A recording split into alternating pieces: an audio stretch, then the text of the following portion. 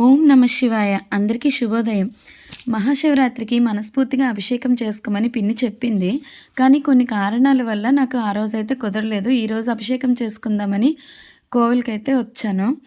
అయినా సరే మనం భక్తితో కొలవాలే కానీ ఎప్పుడు చేసినా ఆనందంగా మన పూజలను స్వీకరిస్తారా స్వామి. శివునికి పంచామృతాలతో పసుపు కుంకుమలతో అభిషేకం చేస్తే చాలా మంచిదంటారు కదా! మరి ఆ అభిషేకం ఎందుకు చేస్తారో మీలో ఎవరికైనా తెలుసా? అన్ని దేవతలు విగ్రహ రూపంలో ఉంటాయి. శివుడు మాత్రమే లింగ రూపంలో ఉంటాడు.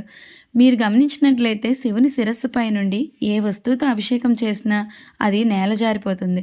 అంటే దాని అర్థం నువ్వు మంచినీళ్ళతో అభిషేకం చేసినా, మట్టితో అభిషేకం చేసినా అది నేల జారక తప్పదు.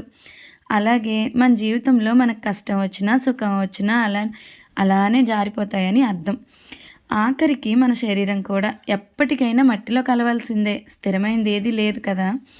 అందుకే సన్మానాలకి, సత్కారాలకి పొంగిపోకూడదు. అలా అని అవమానాలకి కృంగిపోకూడదు.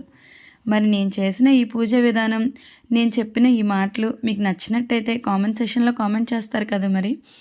ఉంటాను మరి. ఓం నమ